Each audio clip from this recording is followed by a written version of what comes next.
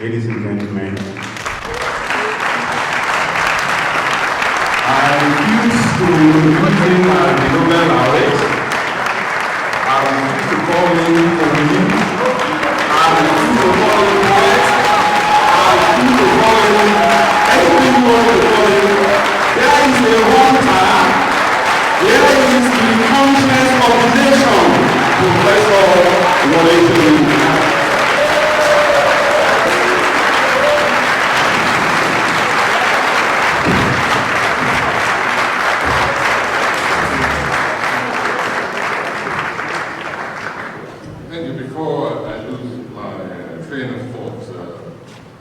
A very quick response to the passenger did not lie to you.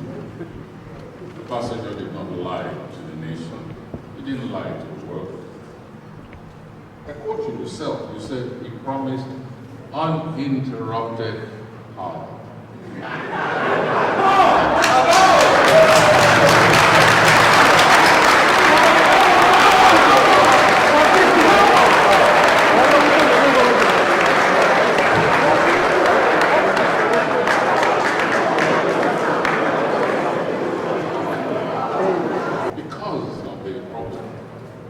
And the succumbing of an institutional blending to the pressure of the Nigerian government, which necessitated that we should dig in our pockets to make up the shortfall, task, a responsibility that I'm sure all of us accepted with great joy. It reminded me of when I was invited to present a play for Nigeria's independence. Of course, some of you were born. And the government of the day then decided that no, they didn't want that play. The committee decided that they'd seen the play and it was not the kind of play which should usher in independence. And so another play was picked. But I still produced that play anyway. Fortunately, there was some prize money with it, so I was able to produce it, but independent of the official Nigeria celebrations. And so it's a similar thing that's happened today. You see, today is supposed to be Democracy Day, which means we are all supposed to be happy and to rejoice. And the Nigerian government heard that the likes of Femi Falana, Ukenjibe, Ribadu, Shola Adeyeye, and others were going to mark that day. They attended to do to this gathering just what was done to my play in 1960. Say, it does not fit into the jubilant mood which should accompany Democracy Day. Nothing at all has changed. Absolutely nothing. It's Democracy Day. Just like independence, we're all supposed to shout for joy, not to sound any note of warning. We're not supposed to take a critical look at the first generation leaders and warn the nation that we would have to win independence all over again. You know, an occasion like this is supposed to be rejoicing. So I changed the tenor of my address today slightly, especially as it was purely fortuitous that this event is taking place today. It was shifted, mostly on my account, and also I think for some other logistical reasons. There were exchanges back and forth. It was a different day, but eventually, the 29th of May happened to be convenient for most people. I had a conference here which we just finished in St. James's Palace, where I had the pleasure of telling Prince Charles, when he asked me about Nigeria, I said, yeah, it's what you people left behind, that's what we're suffering now.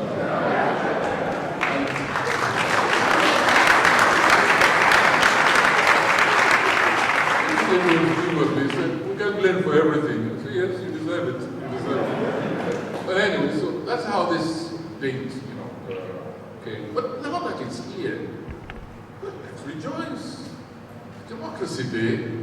And so I thought I would remind you about the numerous causes that you have for rejoicing, for jubilating. I don't want to see any frowning face here on Democracy Day. That's the most unpatriotic. Didn't you know that? How many Nigerians are here? Please, let me see your hand. See? Now your government thinks that people like me, like us, should not speak to Nigerians. Whatever we happen to be. Look at this hall. This is Nigeria Hall for today. It's okay if I address students in Kentucky and Poland and where was I last? I can't remember. You know, I spent 1/3 of my existence in flames.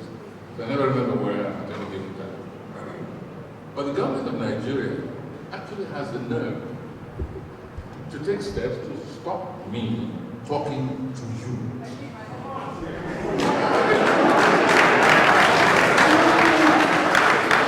I can go to the Antipodes, to Australia, New Zealand, to Lapland. That's all right. The government will not send its embassy to attempt to sabotage that effort. But a few Nigerians gather together, invite me to come and have a chat with them, and it becomes a problem for the Nigerian government. So let's rejoice, but let me remind you why you should be rejoicing. You see, you're supposed to be celebrating the attempt to perpetuate a symbol of deception, of betrayal, of hypocrisy, and lust for power.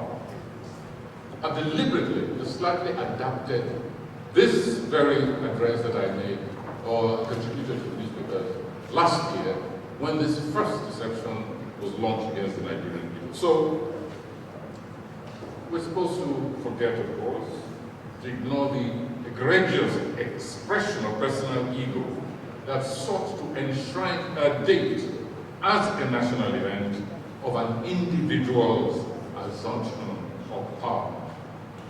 A progression towards which was barely tolerated by the Nigerian electorate on account of its fraudulent nature. And I'm talking about the very first election that brought the man who declared Democracy Day to be the day he gets Senate power.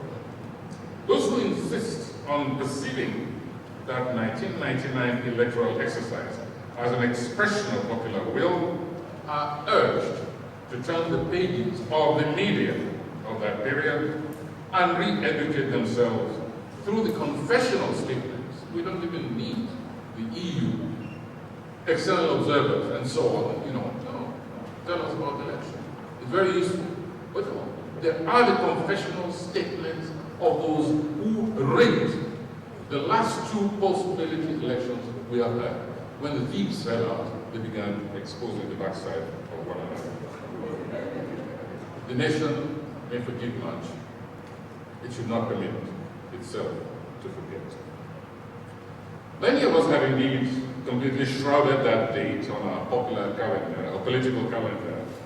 We persuaded ourselves to believe that any regime that succeeded the last, struggling for legitimacy after its own tarnished ascendancy, would not take on such unnecessary baggage of this egotistical consecration, that such a government coming in after the last would not abuse such concepts and practices as are known all over the world as democracy